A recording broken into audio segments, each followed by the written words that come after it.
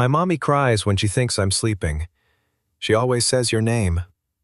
3 years ago, Cara Voss was sent away from the Hale estate without a goodbye, without an explanation, and without ever getting the chance to tell Nathan Hale that she was carrying his child. Now broke and out of options, she has taken a job as a maid in the very house where her heart was broken, with her 3-year-old daughter Lily in tow. Nathan Hale is colder than she remembered, more powerful and more determined to believe the worst of her. But Lily has never learned to be careful with the truth, and the woman who hired Cara, Nathan's own mother, knows far more than she has ever admitted. Some secrets survive 3 years of silence. Some don't survive a toddler. The service entrance to the Hale estate faced the ocean, which Cara thought was either a cruel joke or an accident of architecture. She stood at the iron gate with a rolling suitcase in one hand and Lily's wrist in the other, looking at the white gravel path that curved up toward a house so large it had its own weather. The Atlantic stretched out behind it, gray and indifferent on a Tuesday morning in late October, and the wind off the water smelled like salt and something she could not name and did not want to. "Mommy," Lily said, tugging at her hand, "is this a castle?" "It's a house," Cara said. "It's very big for a house." "Yes." Cara crouched down and straightened the collar of Lily's yellow coat, which had gone crooked during the bus ride from Providence.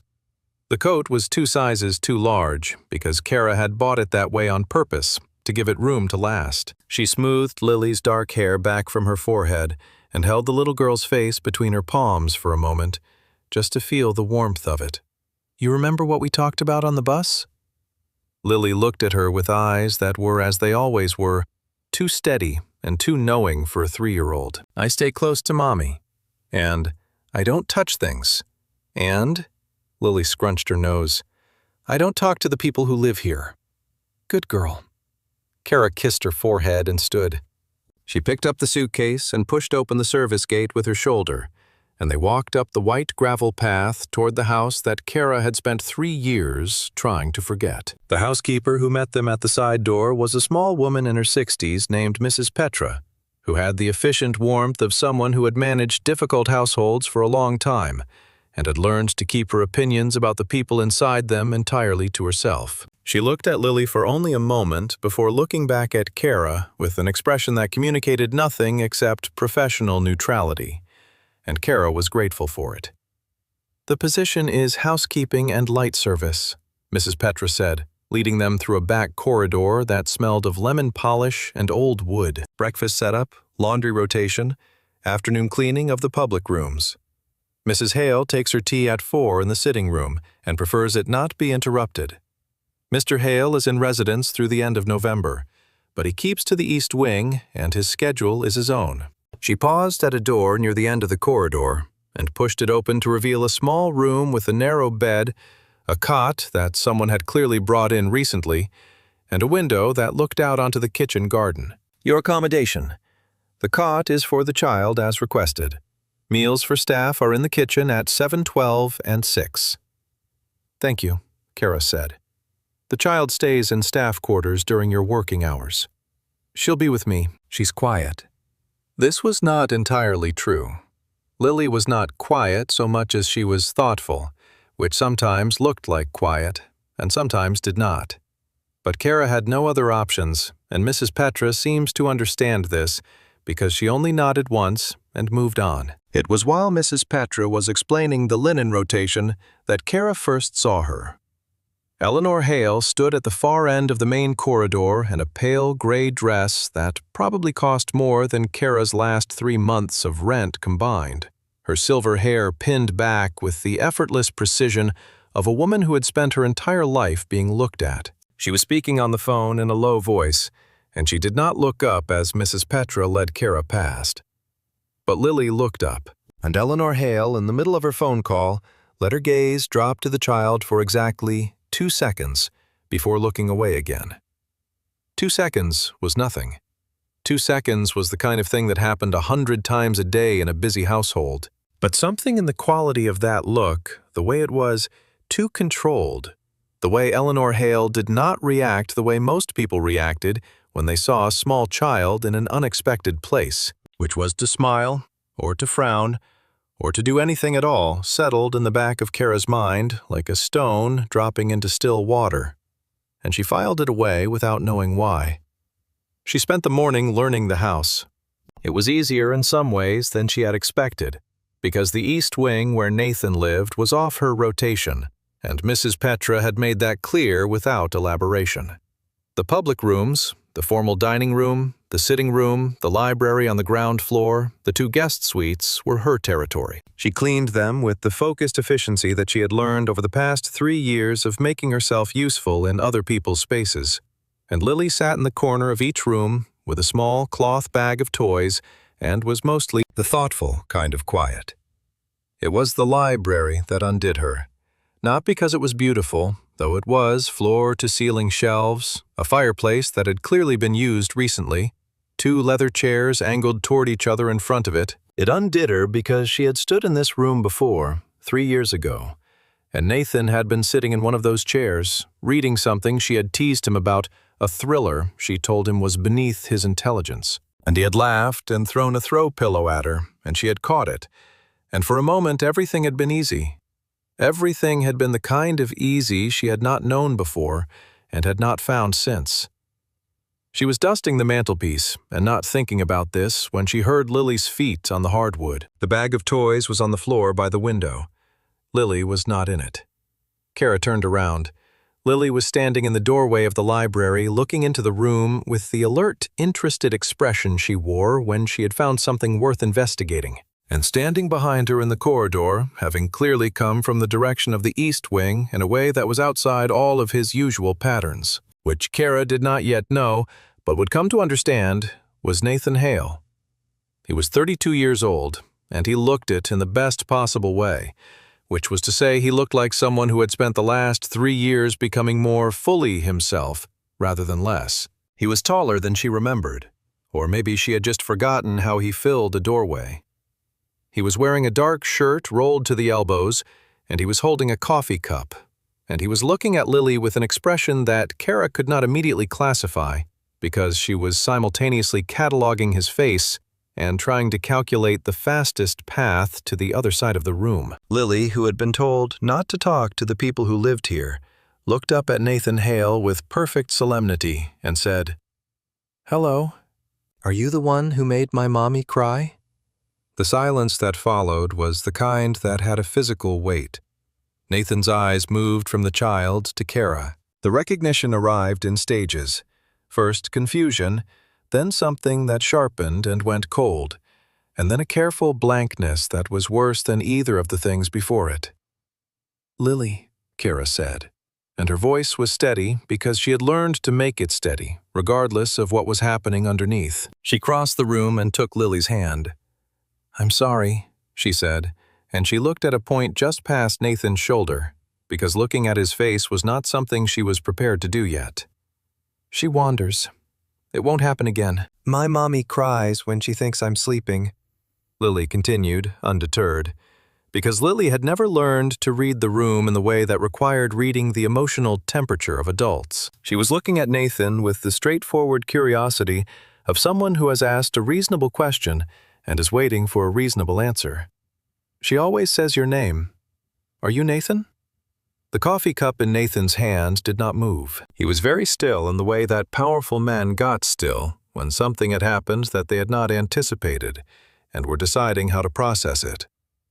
His eyes were on Cara's face now, and Cara made herself look back at him, because looking away would be worse, would be an admission of something she was not prepared to admit. "We should go," Cara said to Lily. "But I didn't get an answer," Lily said. "Lily?"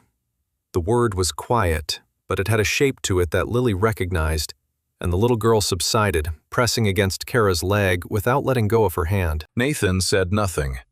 He stood in the doorway of the library in his own house and said nothing while Cara walked Lily past him and into the corridor, and it was only when they had turned the corner toward the back of the house that Cara let out the breath she had been holding since the moment she had turned around and seen him. Her hands were not shaking. She checked. They were not shaking. She had 3 years of practice at making sure her hands did not shake when they needed to be steady. She got Lily back to the staff corridor and crouched down in front of her daughter, who was looking at her with an expression of mild guilt that suggested she understood she had done something that mattered, even if she didn't entirely understand what it was. "You talked to him," Cara said. "He was right there," Lily said with the impeccable logic of a 3-year-old. "I know." Cara smoothed Lily's hair back again. Her hands were still not shaking. "We talked about this." "I know." Lily looked down at the tips of her boots, which were yellow to match the coat. "Is he mean?" Cara thought about how to answer this for a moment longer than she probably should have. "He's complicated," she said, finally. Lily seemed to consider this. "Like the puzzle with the horses?" "A little bit like that." "Okay." Lily looked back up, and her expression had cleared into the particular sunshine that she carried around with her, the way other children carried stuffed animals. Sudden and total and entirely her own. "Can we have lunch? I'm hungry." "Yes," Cara said. "We can have lunch." She stood and took Lily's hand and walked toward the kitchen, and she did not look back at the corridor that led to the east wing. Looking back was not something she had allowed herself in 3 years. She was not going to start now. But she knew with the certainty of someone who had spent 3 years building a life on the assumption that Nathan Hale would never be part of it, that something had just shifted in a way she could not unshift, and that the small fact of her daughter's honest mouth had just made everything she had carefully managed immeasurably more complicated. The bear was in Lily's bag. A small brown bear, worn soft from 3 years of being held with a ribbon around its neck, that had been replaced twice because Lily kept losing the original. Cara had found it in a box of donations at a church sale 2 weeks after Lily was born, when she was still in the blurry, exhausted months of new motherhood, and not sleeping, and trying to make ends meet on a waitress's income in a city she didn't know. She had paid 50 cents for it, and brought it home, and Lily had loved it immediately and completely. It was not until a year later, going through an old box of her own things, that Cara had found a photograph, her and Nathan, in the second month of what they had never formally defined, but both understood to be the beginning of something real, and noticed that the shelf behind them in the background held 3 identical bears. A charity auction piece, limited edition. The Hale Foundation had produced them a decade ago and auctioned them at $500 each, proceeds to a children's hospital. She had never bought the bear new. It had found its way to her by accident. She had never told anyone. She had put the photograph away and not thought about it again because thinking about it led to places she could not afford to go. She did not think about it now.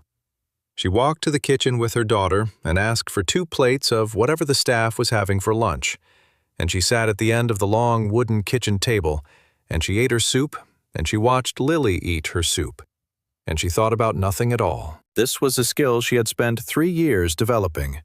She was very good at it. What she did not see, because she was facing the window and not the door, was Mrs. Petra passing by in the corridor outside the kitchen and pausing for a moment, looking through the glass panel at the woman and the child at the table, and then continuing on without saying anything, her face carrying the expression of someone who knows more than they are saying and has decided, for reasons of their own, to keep knowing it quietly. And she did not see, because she could not have seen it, the east wing of the house where Nathan Hale stood in front of his desk without sitting down, his coffee cup still in his hand, looking at the wall with the expression of a man who has just had a conversation he did not expect and cannot yet decide what to do with. He set the coffee cup down on the desk without drinking from it. He picked up his phone, looked at it, and put it back down. He stood there for another moment, and then he walked to the window and looked out at the ocean, which was gray and offered nothing. Her name, he thought, had a sound to it that he had spent 3 years making sure he never said out loud. He had been, he realized, unsuccessful at making sure he never thought it. The afternoon passed in the careful choreography of a household that had learned to run without friction. Cara finished the library she dusted, the mantelpiece a second time, which it did not need because she needed something to do with her hands, and moved on to the formal dining room, with a long mahogany table could seat 14 and was set. Every day, with the kind of deliberate permanence that suggested the Hales expected company, even when none was coming. Lily sat in the corner with her bear and a picture book that Cara had packed in the cloth bag, and every 10 minutes or so she looked up and reported something from the book, as though Cara might find it relevant. "Mommy, the duck went the wrong way." The duck went the wrong way and now he's lost. That happens sometimes." Lily considered this. "Does the duck find his way back?" Cara lifted the silver candlestick from the center of the table and ran a cloth over it. "I don't know. You'll have to keep reading." "I can't read," Lily said with the patient tone of someone reminding an adult of an obvious fact. "Then look at the pictures and make up what happens." Lily accepted this solution without argument, which was one of the things Cara loved most about her daughter's fundamental confidence in her own ability to construct a narrative from whatever was available. It was a quality Cara had tried to cultivate in herself with considerably less success. She was replacing the candlestick when she heard footsteps in the corridor outside the dining room. Not Mrs. Petra's short, efficient stride or the heavier tread of James, the groundskeeper. These were the footsteps of someone moving through the house with the specific, unhurried authority of ownership. And Cara had catalogued them already this morning without meaning to, the same way she had catalogued the shape of the shoulder she had seen in the library doorway, and the particular quality of the stillness that had come over him when Lily spoke. She did not turn around. The footsteps paused outside the dining room door. Then they continued down the corridor and faded, and Cara allowed herself one slow breath before she went back to the silver. 4 o'clock came. Mrs. Petra collected the tea service and carried it to the sitting room where Nathan Hale would be waiting, and Cara took Lily back to the staff room and changed the little girl into a fresh sweater and persuaded her into a 30-minute rest period that Lily strenuously resisted on the grounds that she was not tired, and then watched her fall asleep in under 5 minutes, with the bear tucked under her chin. Cara sat on the edge of the narrow bed and looked at her sleeping daughter, and did the thing she always did in the quiet moments of the day, which was a kind of accounting. What they had, what they owed, what would need to happen next. The job paid better than the waitressing, significantly better. Well enough that she had let herself believe on the bus from Providence that this was a manageable solution. 3 months, maybe 4. Enough to clear the debt and get ahead of the next rent increase and have something left over.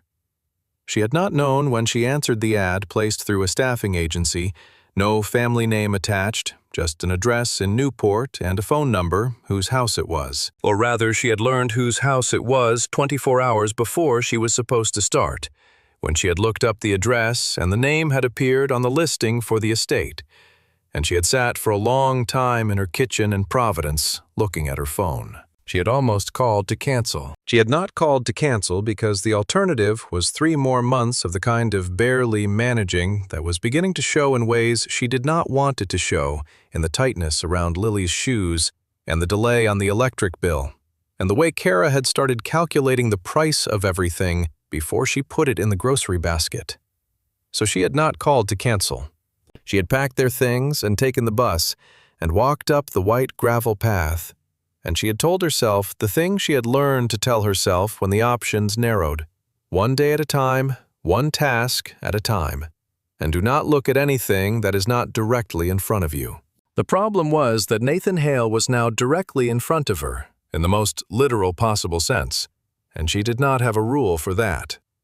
She heard the knock at the staff room door so softly, she thought at first she had imagined it. Then it came again, 2 quiet taps, and she stood and crossed to the door and opened it. Nathan Hale stood in the corridor. She was smaller in person than she was in memory. Or rather, the memory Cara had of her was assembled from photographs and from Nathan's descriptions, and from one brief encounter 3 years ago that had lasted perhaps 40 seconds before Eleanor had turned and walked away. In person at 4:30 in the afternoon, in the corridor outside the staff rooms, she was simply a woman in her early 60s, in a gray dress with careful eyes that she had clearly passed to her son. "Mrs. Hale," Cara said. "Cara, She said the name without inflection, without surprise, as though she had been expecting this conversation for some time and was simply arriving at it now. "How was your first day?" "Fine," Cara said. "Thank you." Eleanor looked past her into the room where Lily was visible on the cot, asleep with the bear. Something crossed Eleanor's face, something that was controlled so quickly Cara almost missed it. But she had been watching people's faces for 3 years in the way that you watched them when you needed to understand what was happening below, what was being said. "She has good coloring," Eleanor said. Cara said nothing. "You settled the room well," Eleanor said, as though she had said something neutral and was moving on from it. "Mrs. Petra tells me you work efficiently." "I try to." Eleanor looked back at her then directly with an assessment that was almost clinical in its frankness. "I know why you're here," she said. "I answered an employment ad," Cara said. "I needed the work." "Yes." Eleanor let a beat pass. "Of course." She looked once more at the sleeping child, and this time the thing that crossed her face stayed a half-second longer before she controlled it. "Sleep well," she said, and she turned and walked back down the corridor toward the main house, and Cara watched her go and felt the stone from the morning sink a little deeper in the still water. "I know why you're here." The words had the shape of a statement, but the weight of something else. A warning, maybe, or an acknowledgement, or something that was both of those things and also something she did not have a word for yet. Cara closed the door quietly so as not to wake Lily. She sat back down on the edge of the bed. She looked at her hands, which were not shaking. She thought about the way Nathan Hale had looked at her sleeping daughter and had said she has good coloring, with the careful neutrality of someone describing a painting they have seen before and recognize. She thought about the employment ad placed through an agency with no family name attached, just an address and a phone number, and how the address had resolved to this house and no other. She thought about all of this very carefully in the methodical way she thought about things when she needed to understand them without letting herself feel them. And by the time Lily woke up and asked for the yellow crackers that Cara kept in the side pocket of the suitcase, she had not yet arrived at a conclusion, but she had arrived at a question, and the question was this.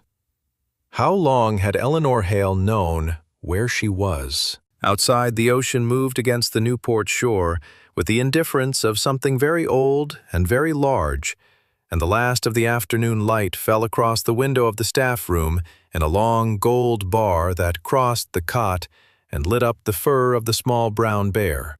And Lily reached for it in her half-awake state and pulled it close, and said into its ear the way she sometimes did when she was still mostly asleep, a name that was not a bear's name and not a stranger's name, and that Cara, sitting 3 feet away on the narrow bed, heard as clearly as she would have heard a door opening in a silent house. She closed her eyes.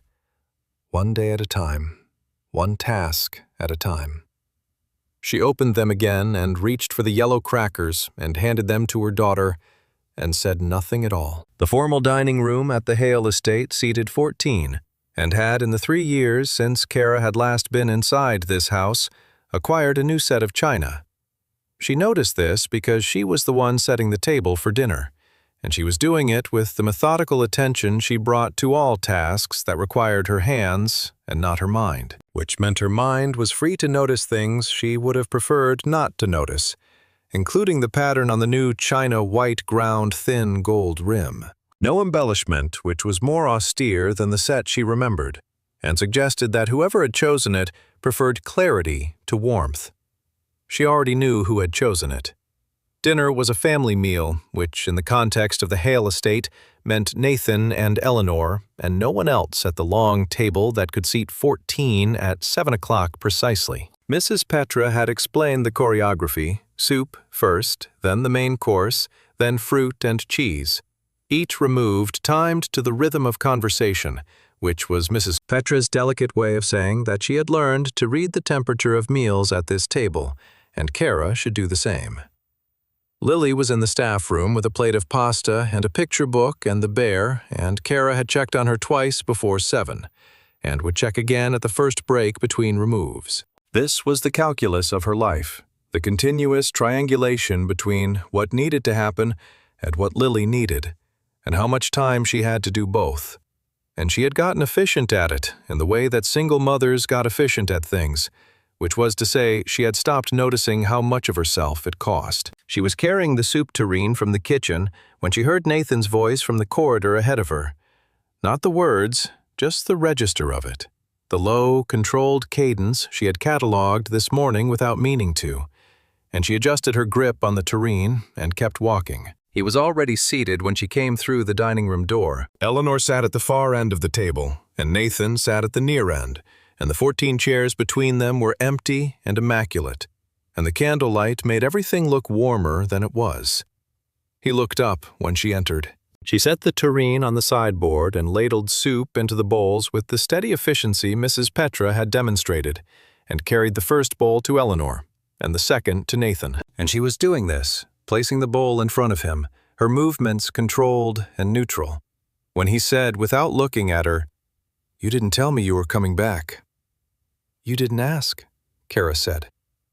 Eleanor's eyes moved between them with the careful attention of a woman who has said nothing and intends to continue saying nothing but is listening to everything. "I didn't ask," Nathan repeated, and there was something in the way he said it that was not quite an accusation and not quite a question.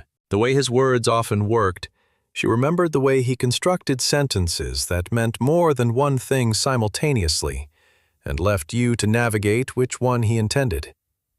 "No, I suppose you would have mentioned it if I had." Cara stepped back from his chair. "Will there be anything else before the main course?" He looked at her then, fully for the first time since the library, and she had a moment to notice that his eyes were exactly as she remembered. Gray, the color of the ocean outside on a day with cloud cover, and they had the same quality of going colder and calmer the more upset he was, which was a quality she had once found fascinating and now found simply something she needed to be aware of. "Why did you come here, Cara?" "I answered an employment ad," she said. "I needed the work." "There are other houses in Newport." "There are other positions in this house." Something shifted in his face.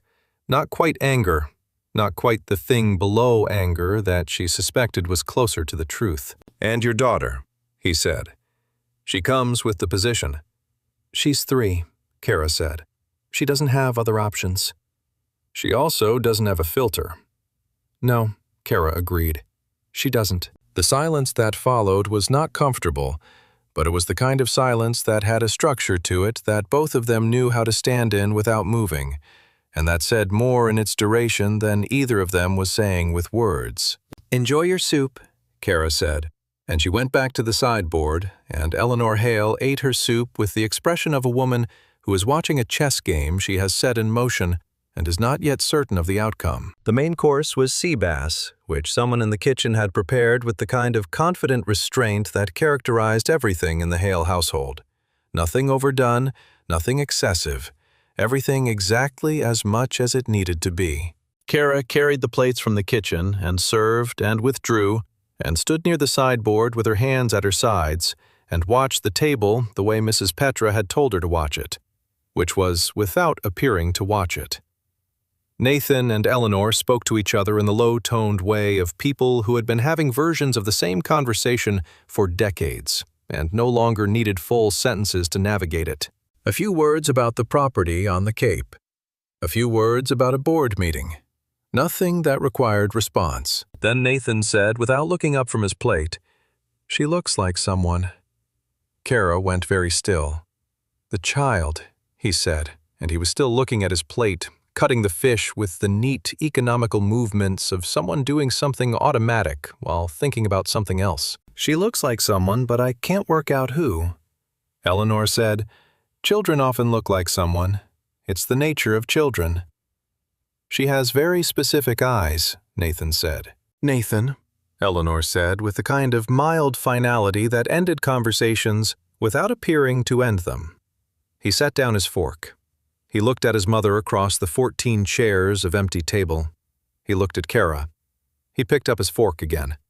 No one said anything else. Cara refilled the water glasses and went back to the sideboard and stood with her hands at her sides and thought about the word specific and what he had meant by it, and what it would mean if he worked out the answer to his own observation. And she thought about all of this with the same careful compartmentalization she had developed over 3 years, putting each thought in its place and closing the door on it. The fruit and cheese came. Eleanor ate a few pieces of pear and declined the cheese. Nathan did not eat the fruit and asked for a second glass of water, which Cara brought him, and when she set it down, his hand was resting on the table, and her hand was close to his, and she moved hers first, fractionally, and without making it obvious, and she was not certain whether he noticed. He noticed.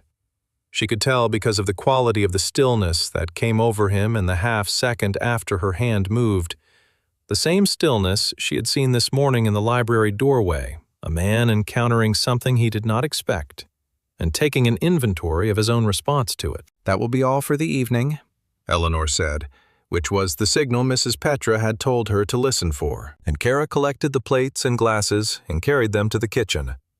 And when she was alone in the kitchen with the sound of the ocean through the window and the plates in the sink, she stood for a moment with her palms flat on the counter and her forehead almost touching the cabinet above it.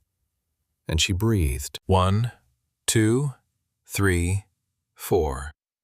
She heard a sound from the corridor and straightened immediately. It was not Mrs. Petra. Nathan stood in the kitchen doorway with his second glass of water still in his hand, which meant he had followed her, or he had arrived here independently for reasons of his own, and either option was something she needed to deal with. "You don't have to be in here," she said. "It's my house. I know whose house it is." He set the glass down on the counter near the door and crossed his arms and leaned against the doorframe, and there was something almost studied about the casualness of it, the way people who have learned to perform ease sometimes looked when they were performing it. "Why didn't you call me?" he said. "About what?" "About coming back. About the job. About—" He stopped. He looked at the window, which showed him the dark and the faint luminescence of the ocean at night. "About any of it." "I didn't think you'd want to hear from me," Cara said. She was rinsing a plate when she said it, and she kept rinsing it, and she thought, true. True enough. Not all of the truth, but true enough to stand behind. "You didn't think," he said, and there was something in the way he said it that was less cold than the rest of the conversation had been, something that had a roughness under it that she did not want to hear. Or you didn't want to. "Those are usually the same thing," she said. He was quiet for a moment. "She said my name," he said. "Your daughter. She knew my name." Cara set the plate in the drying rack. Children pick things up. What did she pick up exactly? She heard things. Cara picked up the next plate. Children hear things that adults don't realize they hear. It doesn't mean anything. "She said you cry at night." His voice was very even when he said this, which meant it was costing him something to keep it that way. "She said you say my name." Cara rinsed the plate. "Cara, I'd like to finish the dishes," she said. The silence stretched long enough that she thought he might simply leave, the way people left when they had said the thing they came to say and received no satisfying response. But Nathan Hale did not leave. He stayed in the doorway for another full minute, and she could feel the weight of his attention on the back of her neck with the specificity of someone standing very close to you in a room. Except he was not close. He was across the kitchen. And it didn't matter. "I need you to tell me the truth about why you came here," he said at last. She placed the last plate in the drying rack and dried her hands on the kitchen cloth and turned around because she was not going to have this conversation with her back to him, and because looking away was always the thing that cost you more in the end. "I told you the truth," she said. "I needed the work. I answered an ad. It was a good position, and it pays well, and I have a daughter to take care of." She met his eyes and kept her voice level. "That's the truth." He looked at her for a long time. "You could have told me," he said, and she knew he did not mean about the job, and she knew he knew that she knew, and neither of them said what they actually meant. "You didn't make it easy," she said. Something moved across his face that was not anger and not hurt, and was maybe something older than either of those things. something that had been sitting still for 3 years, the way things sat still when they were allowed to settle. He uncrossed his arms. He picked up the glass from the counter. "Good night," he said. "Good night," she said. He left. Cara stood in the kitchen for a long moment after the sound of his footsteps had faded, and then she turned the kitchen light off and walked down the corridor toward the staff room. And she opened the door very quietly and stood in the darkness next to Lily's cot and looked at her sleeping daughter. The bear was tucked under Lily's chin. In the low light, Lily's face was open and still in the way that sleeping children's faces were open and still without any of the expression that animated them during the day, reduced to the simple fact of themselves. Cara looked at her daughter for a long time. Then she took off her shoes and lay down on the narrow bed in her work clothes and stared at the ceiling. And she did not sleep for a long time. And she was careful in the dark, with no one to see, not to make any sound that Lily might hear. It was after midnight when she heard footsteps pause outside the staff corridor, brief, indistinct, gone in a moment. She lay still and listened to the silence that followed. And eventually, she closed her eyes. And eventually, she slept. And in the morning, she was awake before Lily and before anyone else in the house, because she had learned that the morning was the time when you could compose yourself before anything was required of you. And she needed more than she had needed in a long time to be composed. The bear sat on the edge of Lily's cot, where it had fallen from the little girl's arms during the night, one glass eye tilted toward the ceiling, the ribbon around its neck slightly askew. Cara looked at it for a moment. Then she went to wake her daughter. The thing about working in a house where you were trying not to be noticed was that it required a quality of attention that was itself a form of noticing. Cara moved through the Hale estate on her second and third and fourth days with the specific awareness of someone who is reading a room for exits while appearing to simply clean it, cataloging what was where and who said what and which silences lasted too long and which doors opened when they were not expected to open. What she cataloged over the course of those days was this: Nathan Hale moved through his own house like a man with somewhere to be that was not here. He worked long hours in the East Wing, his door closed, and when he emerged, it was for meals he mostly ate too fast, and for walks along the cliff path behind the house that he took alone in the late afternoon, regardless of the weather. He spoke to his mother in the clipped, functional shorthand of two people who had been in each other's company for so long that they had reduced communication to its minimum effective dose. He said good morning to Mrs. Petra and to James, the groundskeeper. He did not speak to Cara unless circumstance made silence impossible. He watched Lily, though. Not in a way she could have easily described if asked to describe it. Not the way adults watched small children, which was usually indulgent or impatient, depending on the adult, but in the way that he watched things he did not understand and was attempting to understand without appearing to attempt it, from across the dining room when she was playing in the corridor outside, from the window of the East Wing study when Lily was in the garden with Cara during her afternoon break. Brief, specific, calibrated. The watching of a man who has noticed something he has not yet named. Lily, for her part, had decided that Nathan was interesting. "Is he home?" she asked every morning while Cara was doing her hair. "Mr. Hale lives here," Cara said. "Why does he look at me like that?" "Like what?" Lily considered. "Like he's trying to remember something." Cara set down the hairbrush. "Eat your toast," she said.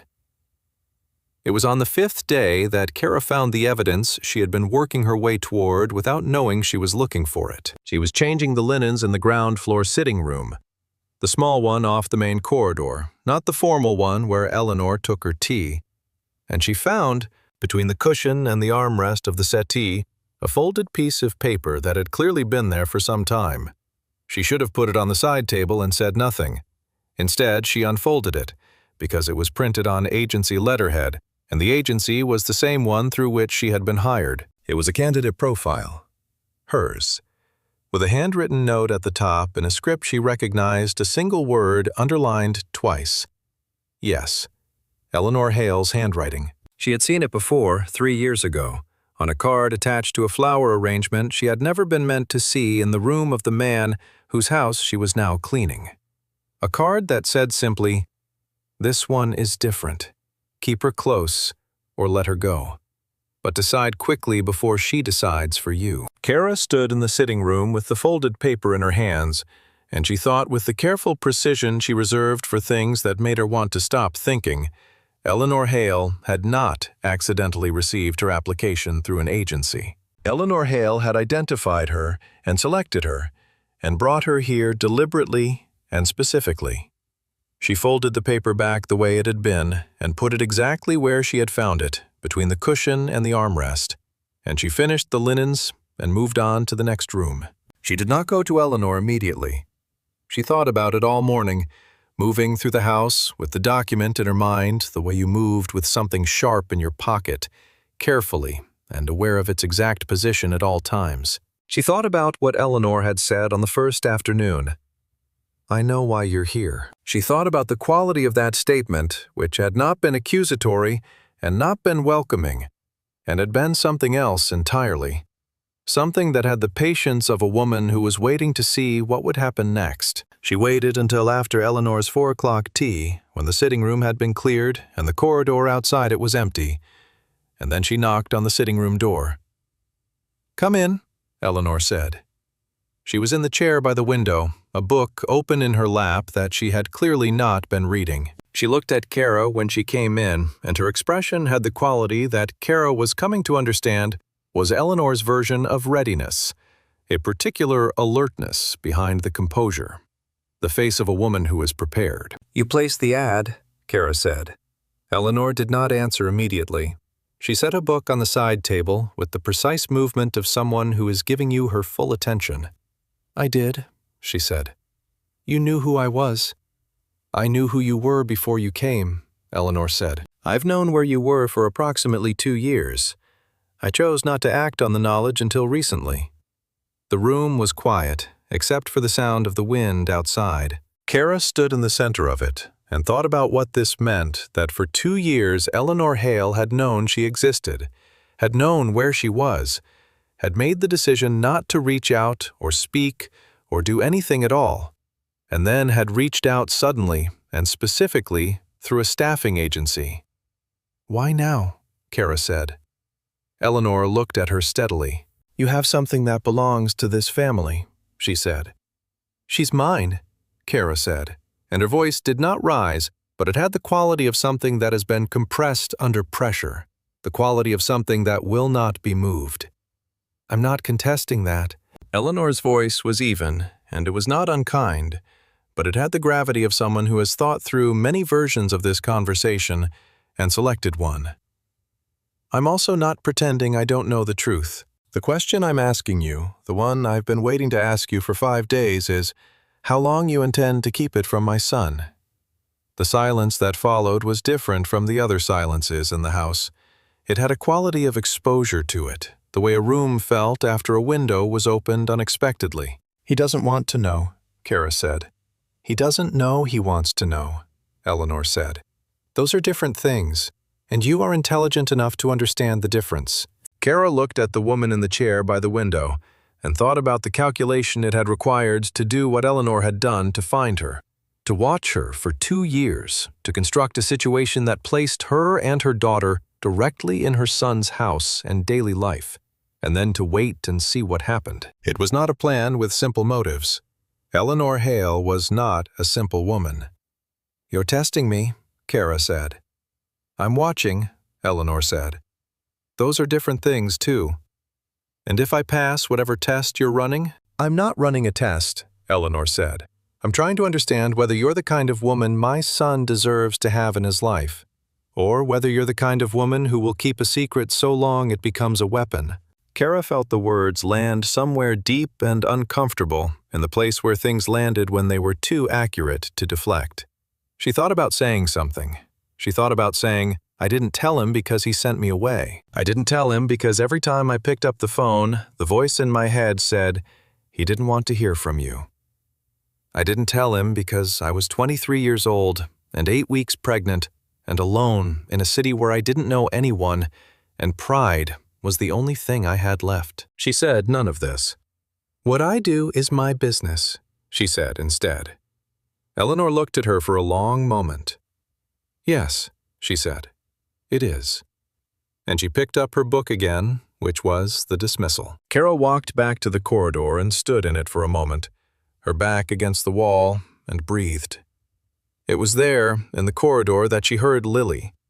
Not the sound of distress, not crying, not the particular sound that made every nerve in Cara's body orient immediately toward its source. Just Lily's voice, conversational and curious, coming from the direction of the main staircase, which meant Lily had gotten out of the staff room again and had wandered, and was now somewhere she was not supposed to be. Cara moved quickly down the corridor and around the corner and stopped. Lily was sitting on the bottom step of the main staircase. Nathan was crouching in front of her. They were looking at the bear. Not talking exactly, Lily was talking in the running commentary way she had when something had captured her full attention, and Nathan was listening with the focused attention of someone who has been enlisted in a conversation without quite knowing how it happened. He was holding the bear, turning it over in his hands, and Lily was telling him about its name, which was Biscuit, and about how Biscuit had once fallen in a puddle and had to be dried on the radiator for a whole day. Cara started forward and then stopped. Nathan had turned the bear over and was looking at the ribbon around its neck, and then he was looking at the bear's left ear, where there was, Cara knew, a small embroidered mark, a kind of maker's seal. A tiny, stylized H, stitched in gold thread that she had always thought was part of the original design, and had never examined closely enough to understand. His face changed. It was subtle, the kind of change that you would miss if you were not watching closely, if you did not know his face well enough to read the small variations in it. But she knew his face. She had spent 3 years trying to stop knowing it, and she had not succeeded. He looked from the bear's ear to Lily's face, and in that moment, before she could cross the hall and collect Lily and move away, his eyes came up and found Cara standing at the edge of the corridor. He looked at her. She looked at him. He looked back at the bear. "Your bear has a ribbon," he said to Lily, and his voice was remarkably steady. "It's the third ribbon," Lily said. "The first one got lost, and the second one got lost, and this one is the best one." "What happened to the first one?" "I don't know," Lily said with the philosophical acceptance of a 3-year-old for whom the past was a place that was mainly interesting as a story rather than a fact. "Mommy says things get lost sometimes." "Your mommy's right," Nathan said. He handed the bear back and stood, and Cara watched him do it, watched the motion of standing up carry him from crouching close to a child to upright adult in a formal house, watched the expression on his face settle back into something controlled and opaque. He looked at Cara. "She wandered," he said. "She does that," Cara said. "I'm sorry. Don't apologize." His voice had something in it she could not name. She wasn't bothering anyone. Cara crossed the hall and took Lily's hand. "Come on, sweetheart." "We were talking about Biscuit," Lily said. "I know. We need to go back." Lily went with her, and Cara did not look back, but she felt Nathan's eyes on them the way she had felt them in the kitchen, specific and calibrated, and carrying a weight that was not simply the weight of a man watching an employee and her child walk away. That night, for the first time since she had arrived, Cara cried. Not loudly. Never loudly. She had learned that early in the first weeks after Lily was born, when crying loudly woke the baby, and woke the baby meant hours of resettlement. And so she had learned to cry quietly and efficiently, in the dark, with her face turned toward the wall. She lay on the narrow bed and let it happen, and did not perform it or elongate it or allow it to become something it wasn't. And when it was finished, she felt exactly as she always felt when it was finished, which was not better, but slightly more empty, which was a different thing and served the same purpose. Lily, on the cot 3 feet away, made the small, unconscious sound she sometimes made when something in a dream resolved a sigh of the kind that sounded like satisfaction.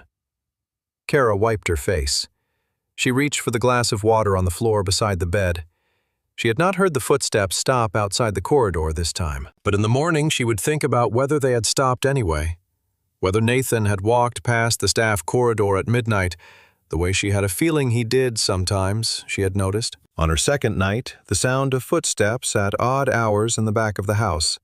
The sound of a man who did not sleep well moving through the spaces of his own home, and whether he had stopped outside the door and heard what was inside it, and stood there, not knocking. She thought it was possible. She thought a lot of things were possible that she had not, before arriving here, allowed herself to think. In the morning, she got up before Lily again, and stood at the window of the staff room, watching the kitchen garden in the early light. The lavender and the rosemary gray-green in the dawn, the sea beyond the wall of the estate just visible as a stripe of silver above the hedge. She thought about Eleanor saying, "How long do you intend to keep it from him?" She thought about Nathan holding Biscuit and looking at the small embroidered mark on the bear's ear. She thought about Lily asking, "Is he the one who made you cry?" And the answer to that question, which was, not in the way Lily thought, or not only in the way Lily thought. He had made her cry with his presence, and with his absence, and with the space he had left in her life that she had learned to build around rather than fill. She thought about the question she had been sitting with since the first afternoon. How long had Eleanor known? And she thought about the question beneath that question, the one she had been most carefully not thinking about. If Eleanor had known for 2 years, did Nathan know? She stood at the window until Lily stirred on the cot and reached for the bear and asked for the yellow crackers. And then she turned away from the window and got out the crackers and did not think about it anymore. "Mommy," Lily said through a mouthful of cracker. "I like it here." "Do you?" Cara said. "It smells like the beach." Lily thought about this. "And like the nice soap. That's the soap they use to clean things. We should use that soap at home. It's expensive." Lily considered this with the gravity she brought to financial questions, which was the gravity of someone who had heard the word expensive enough times to understand it meant no, without understanding the mechanism by which it meant no. "Maybe we can ask," she said. "Maybe," Cara said. Maybe, she thought, was the word she used when she meant, "There are things I cannot explain to you yet. There are things that are not ready to be explained. There are things that are sitting in the still water like stones, and I don't know yet what they will do when they finally reach the bottom." She handed Lily another cracker. Outside, the dawn finished happening, and the day began. And somewhere in the east wing of the house, on the other side of the walls that separated the staff corridor from the rest of the Hale estate, a man sat at a desk with a cup of coffee that had gone cold, and a piece of paper in front of him that he had not been reading, because he was thinking about a small brown bear with a gold H stitched in the left ear, and a dark-haired child who had her mother's mouth and eyes the color of his own. Cara was in the upstairs hall outside the guest suite on a Thursday morning, stripping the linens from the bed that no guest had used but that needed its weekly refresh, when she heard Lily cry out.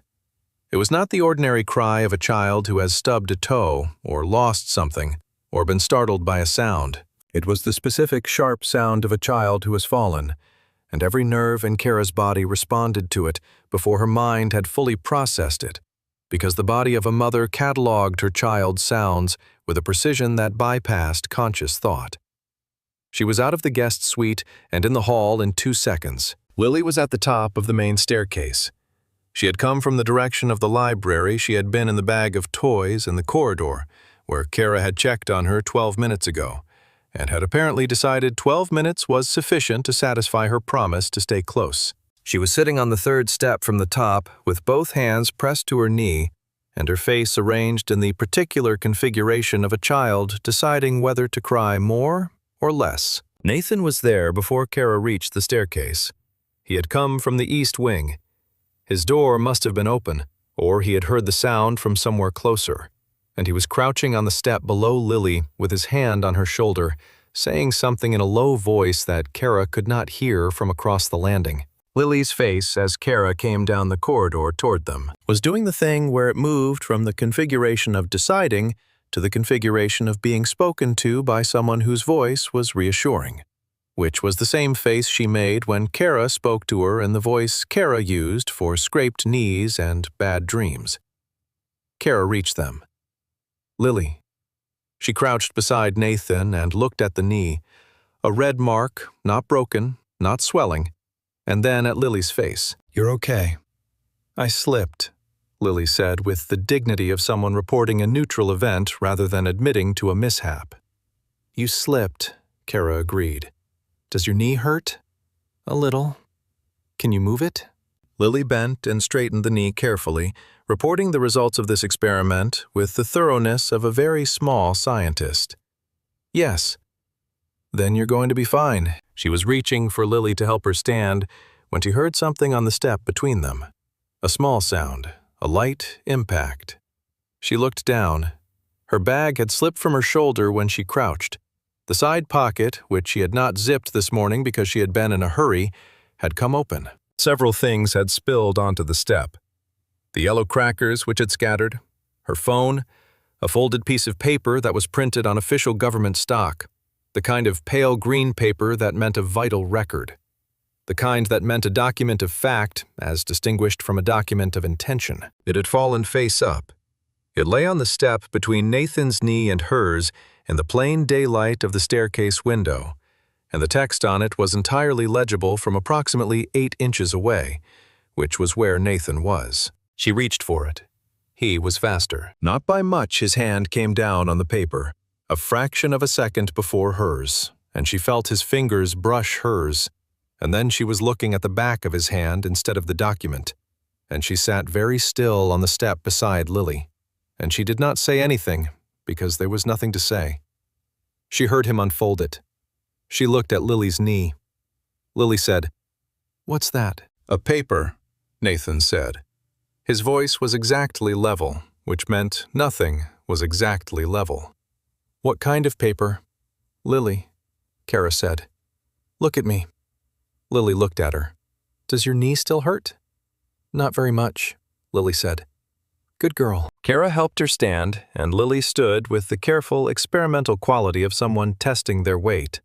And then she was standing fine, and Cara picked up the scattered crackers by touch without looking at them.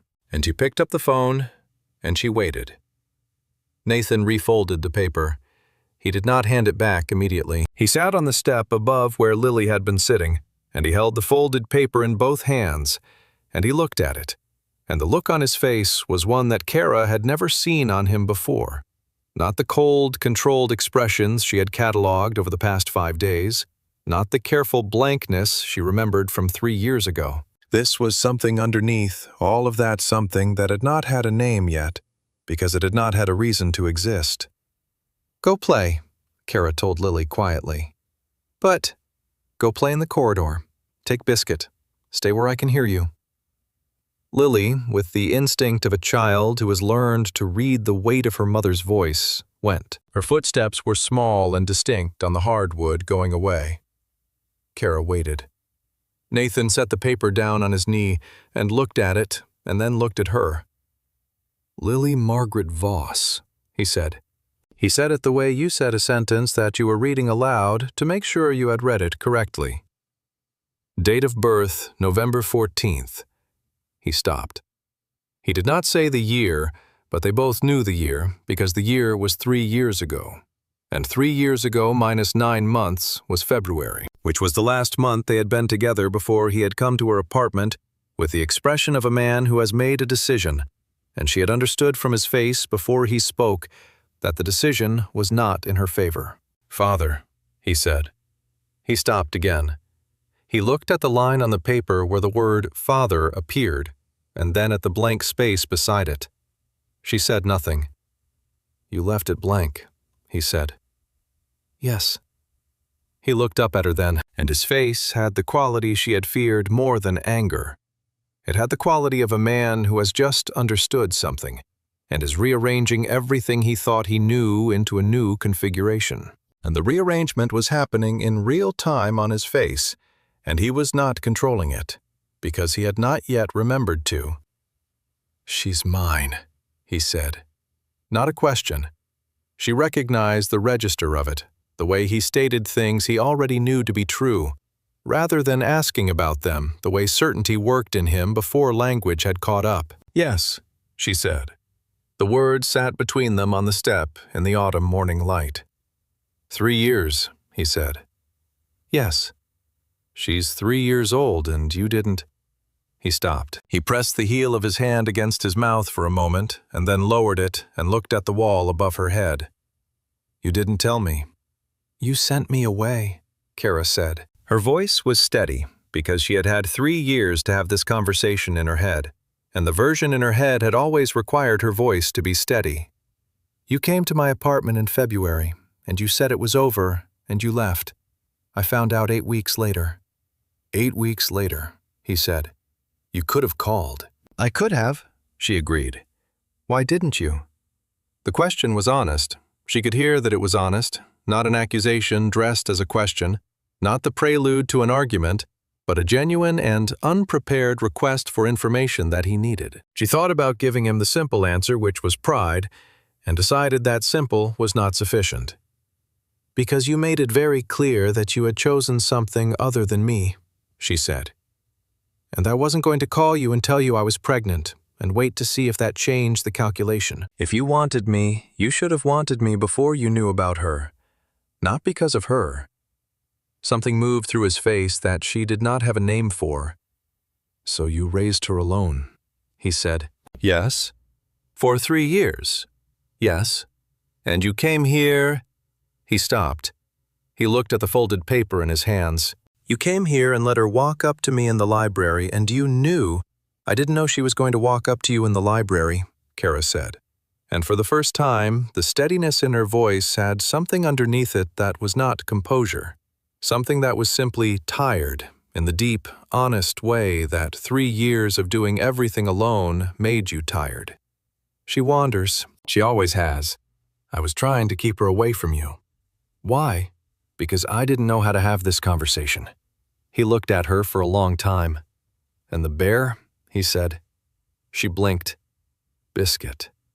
He said the name carefully, the way you said a word you were using seriously for the first time. "The bear with the H on the left ear. That's a Hale Foundation piece. Limited edition. They haven't been in circulation for a decade." "I found it at a church sale," she said. "I didn't know what it was." He looked at the paper again. Then he looked at the corridor where Lily's footsteps were audible, small and rhythmic, pacing the length of the hall, with the calm self-sufficiency of a child who is very good at entertaining herself. "I want to talk to my mother," he said. "Nathan." He stood. He put the birth certificate on the step beside Cara's hand. He looked down at her with the expression of a man who has been handed information too large to process in a single sitting, and has decided to process it in stages, which was the most Nathan Hale thing she had ever seen him do. "I need to talk to my mother," he said again. And then he walked toward the east wing, not toward Eleanor's sitting room. And Cara sat on the step for a moment before she got up and followed the sound of Lily's footsteps. The conversation she heard 20 minutes later was not one she was meant to hear. She was in the corridor outside the sitting room, collecting the small rug that needed to go to the laundering service, when she heard Nathan's voice through the partially opened door. Not words at first, just the register, which was controlled in the way that meant the thing underneath it was not controlled. And then Eleanor's voice, and then silence, and then Nathan again. And this time she heard the words. "You knew," he said. Silence. "Mother?" "Yes," Eleanor said. Her voice was tired, which Cara had never heard from her before. "I knew." "For how long?" "Approximately 2 years." The silence that followed had a weight to it that was not comfortable and not simple. "You arranged for her to be here," Nathan said. "I did. Without telling me." "Telling you would have required you to respond before you were ready," Eleanor said. "You would have responded incorrectly. You would have been Nathan Hale with information, rather than Nathan Hale with a person in front of you. And those are two very different things. And the second one is the one that tells you the truth about yourself. You don't get to make that decision for me." "I make all kinds of decisions you don't know about," Eleanor said, without apology and without cruelty. with the simple matter-of-factness of a woman who has spent 40 years managing the things that the men in her family would have handled badly if left to themselves. That is what mothers do. The question is not whether I should have done it. The question is what you do now. What I do now, he repeated. There is also something else, Eleanor said, and her voice shifted, taking on the particular tone of someone who is setting something down they have been carrying for some time, and is relieved to set it down, and also afraid of what happens when it touches the ground. There is a complication, the agreement with the Caldwell family, the heirship clause. Cara in the corridor went still. What about it? Nathan said. The clause stipulates that any acknowledgement of a child born outside of the formal agreement would trigger a dispute clause on the primary inheritance. Edward Caldwell's lawyers have been watching for any grounds to exercise it for the past 3 years. Eleanor paused. They have been watching, I believe, because they were told to watch, by someone who knew about the child before I did. The silence was the longest yet. Someone told them, Nathan said. Someone gave them the information approximately 8 months ago, Eleanor said. I have been working since then to address it, without bringing it to your attention because I needed to be certain of what I had before I brought it to you. I'm now certain. What are you certain of? That the clause itself was altered, Eleanor said, between the original draft and the signed version, altered by one party and not disclosed to the other, which means it is not enforceable as written and may constitute grounds for voiding the agreement entirely. Nathan said nothing for a long time. Then he said, "Show me." And Cara in the corridor set down the rug she had been holding and stood in the thin autumn light of the hallway and thought, here it is. Here is the thing that has been moving underneath the surface of the past 5 days. The stone that was already on its way to the bottom, and it has just arrived. She heard Lily in the corridor behind her footsteps, and then Lily's voice saying, "Mommy Biscuit is hungry. Can we find a snack?" And she turned and found her daughter standing at the end of the corridor with the bear under one arm, and the particular expression that meant the word snack had been on her mind for some time, and she had simply been waiting for an appropriate moment to raise it. Cara crouched down and took both of Lily's hands. Her hands, she noted, were not shaking. "Yes," she said, "we can find a snack."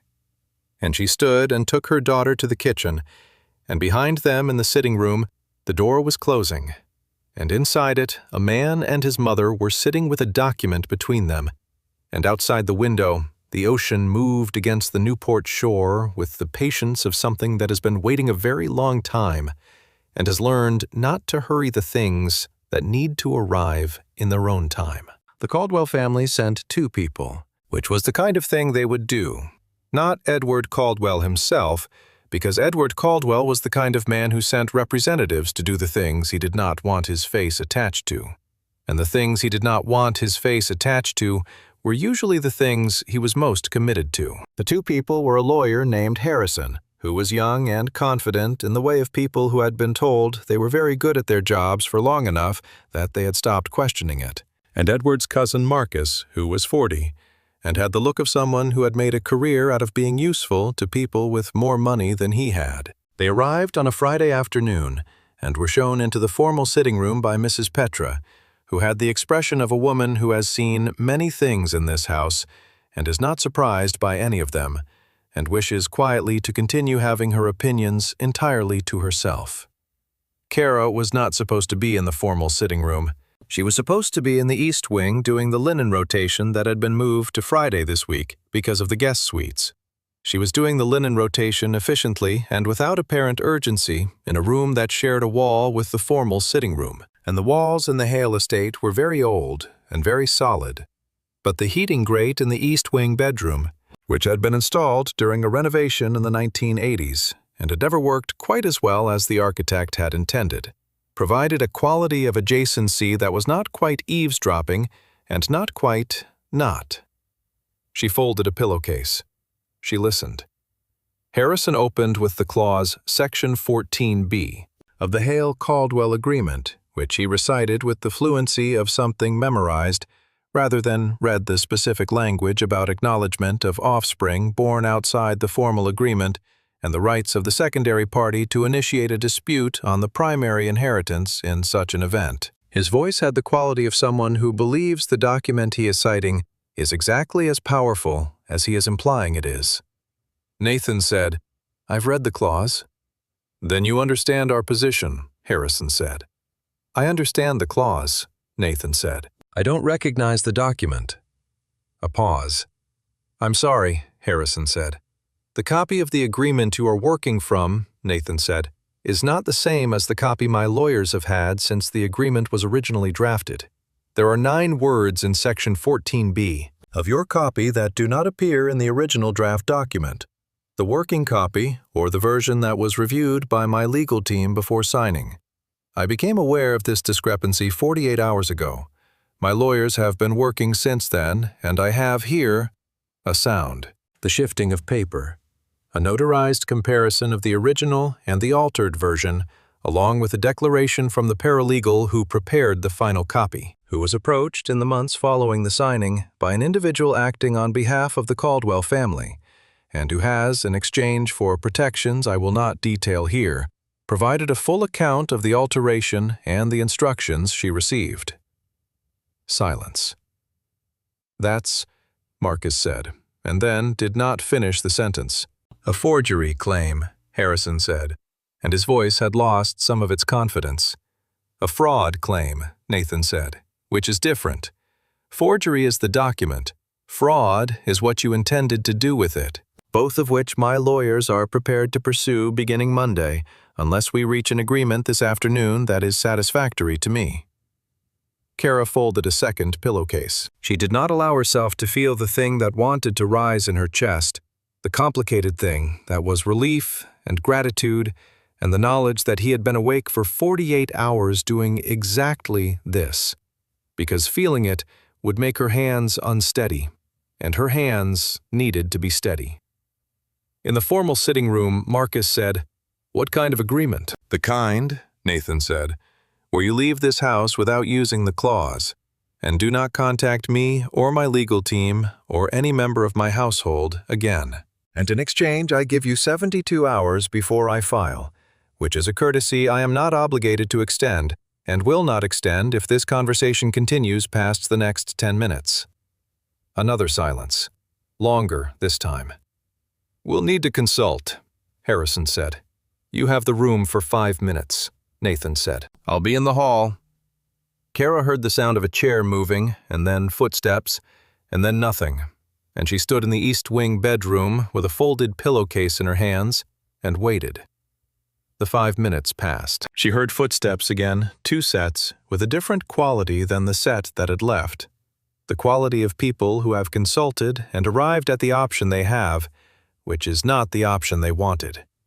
She did not hear what was said, but she heard the door to the formal sitting room open and close, and she heard the sound of the front door, and she heard Mrs. Petra's quiet footsteps going to see the visitors out. And then she heard nothing. She set the pillowcase on the bed. She sat down on the edge of the bed and looked at the floor. It was done then, or the first part of it was done. The external part, the part that involved other people and documents and the careful application of power and preparation. The internal part, the part that lived between her and Nathan and had no legal name, was something else, and she did not know what to do with it. What she knew was this: she could not stay.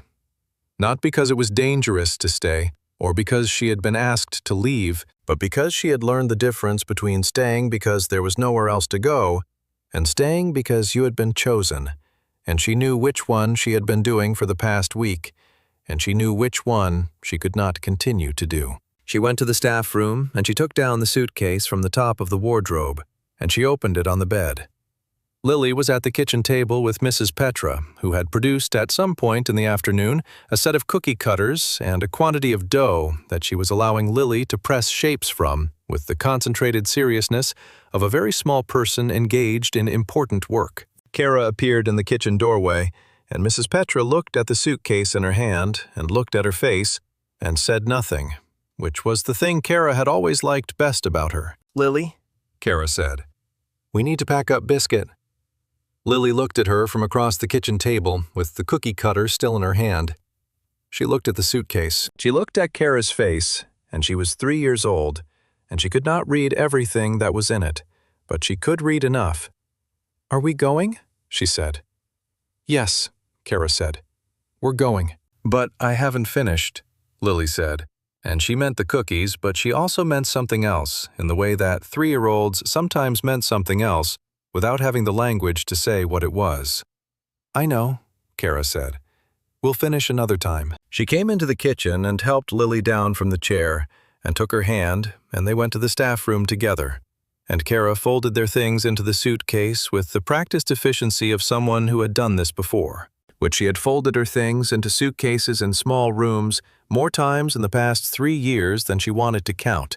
And she was good at it, and it did not usually feel like anything. Today, it felt like something. Lily sat on the cot with Biscuit in her lap and watched Cara pack with the gravity that was not usual for her. Mommy, she said.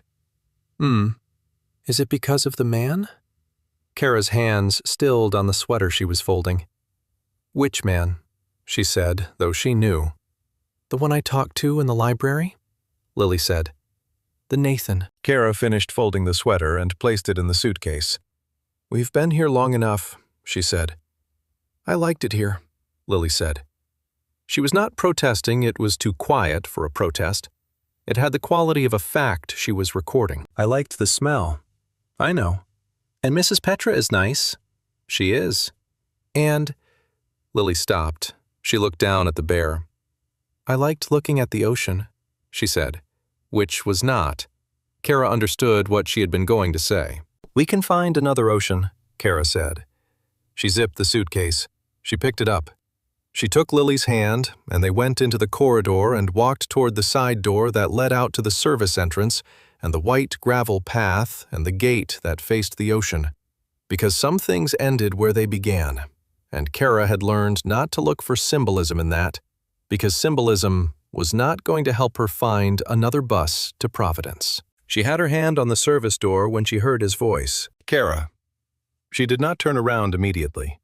She gave herself 2 breaths, one to register the word and one to decide what to do with it, and then she turned. Nathan was standing at the end of the corridor. He was not wearing his jacket. He had the sleeves of his shirt still rolled up from whatever he had been doing, and he looked for the first time since she had arrived like something other than a man managing a situation. He looked like a man who had just stopped managing a situation and did not know what to do with his hands without something to manage. You're leaving? He said. Yes. Now. Yes. He walked toward her, not fast, not slow, the walk of someone covering ground deliberately. He stopped 6 feet away. He looked at Lily, who was looking back at him with the steady, evaluating gaze she had given him in the library. And something crossed his face that was not an expression she had a name for, but that she understood the way you understood things that did not have names. Hi, Lily said. Hi, he said. We're going, Lily told him. Mommy says we've been here long enough. I heard, he said. Are you sad about that? He looked at Lily for a moment, and then he looked at Cara, and he said in a voice that was not managed and not controlled, and not the voice of a man who has decided in advance what he intends to say. Yes, I am. Lily looked at him. She looked at Cara. She appeared to conduct an internal deliberation of some kind. You could say sorry, she said. That's what you do when someone is sad because of you. Lily, Cara said. That's what you told me, Lily said with the merciless accuracy of a child who has been paying attention. Nathan looked at Cara. She looked back at him. The service corridor of the Hale estate was not the kind of place where significant things were supposed to happen. It was a functional space, efficient and without ornament, the space that existed so that the public rooms could be beautiful. Cara had spent a week in it, and she knew every corner of it, and it was not by any reasonable measure the right setting for this. I was wrong, Nathan said. She could hear that he had not prepared the sentence. 3 years ago. I was wrong to do what I did, and I was wrong to do it the way I did it. and I have known that since approximately 12 hours after I did it, and I have done nothing useful with that knowledge for 3 years. Why? She said. Because knowing you were wrong and knowing what to do about it are different things, he said. And I am... He stopped. He looked at the wall briefly and then back at her, and there was something in the directness of it that cost him, and that she recognized as costing him, which was the whole point. I am not good at this, he said. I am not good at saying the thing I mean. I am not good at, another stop, briefer, at knowing what I feel until it's too late to do anything constructive with it. My mother has been telling me this for 32 years. She's correct. I know, Cara said. He looked at her. I know you're not good at it, she said. I've always known. That's not the question. What's the question? She looked at him for a long moment in the corridor, with the sound of the ocean faint through the walls, and Lily standing between them, holding the bear with both arms, a small person of 3 years who was watching this exchange with the focused attention she brought to things she considered important.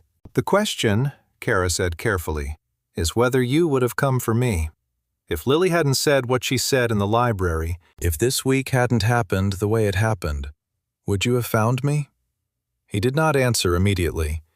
She watched him not answer, watched him take the question seriously enough to sit with it rather than respond to it, which was one of the things she had always loved about him, the way he refused to answer quickly when a quick answer would be wrong. I don't know, he said. She had not expected that. I want to tell you yes, he said. I have told myself something like yes for 3 years, some version of I would have found a way eventually, but I don't know if that's true, or if it's the story I told myself so I didn't have to decide, and you deserve the honest answer more than the comfortable one. The air in the corridor was very still. That's the most honest thing you've ever said to me, she said. I'm trying to get better at it, he said. Lily, who had been conducting her assessment throughout this exchange, shifted the bear from 2 arms to 1. She looked at Nathan with the particular expression she used when she had made up her mind about something. You can come with us, she said, if you want. We're probably going to take the bus. Something moved across Nathan's face that was the absolute last thing Cara had expected to see.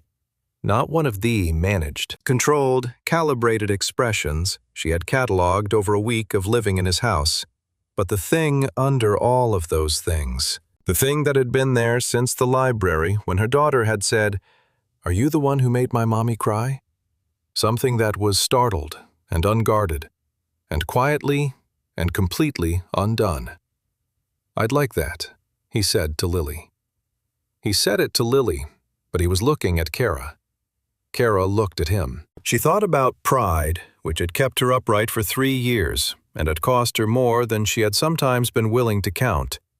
She thought about the narrow bed in the staff room and Lily's face asleep in the cot light. She thought about the bus from Providence and the yellow crackers and the church sale where she had paid 50 cents for a bear that turned out to belong to a family she had not yet understood she was connected to. We're not getting on a bus tonight, she said. It's 6 o'clock. No, he agreed. And I'm not. I need you to understand something. She set the suitcase down. She did not take a step toward him or step back from him. She stayed where she was and said the thing that needed to be said the way it needed to be said, which was quietly and directly and without softening it. I am not going to be the person who came back because she had no other options. If we do this, if we try this, it has to be something I chose, not something that happened to me.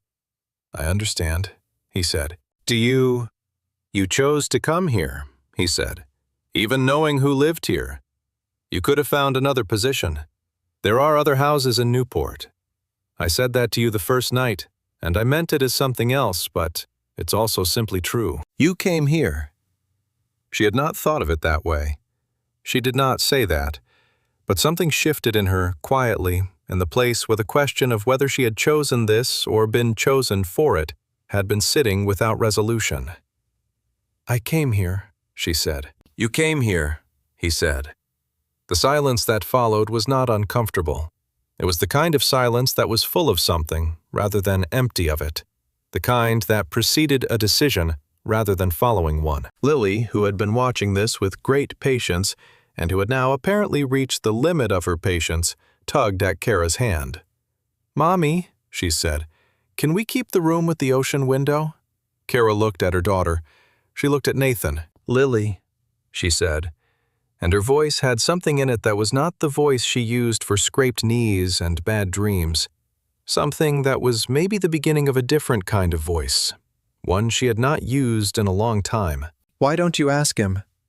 Lily turned to Nathan with the full gravity of her 3-year-old attention. "Can we keep the room?" she said. "The one with the window?" Nathan crouched down so he was at her level. He looked at her the way Cara had seen him look at her from across the dining room and from the east wing window and from the step of the staircase, with the specific, attentive quality of someone who is trying to understand something important and is getting closer. "Yeah," he said. "You can keep the room." Lily nodded with the satisfaction of someone whose most important logistical question has been resolved. She held the bear out toward him. "This is Biscuit," she said. "You can hold him if you want. He's good at keeping people company." Nathan took the bear with both hands carefully.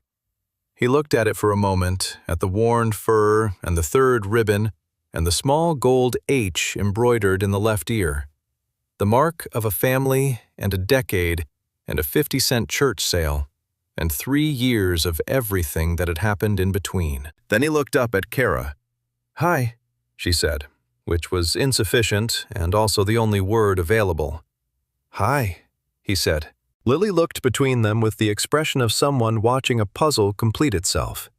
The horse puzzle Cara thought the complicated one, and made the small sound she sometimes made when something in a dream resolved.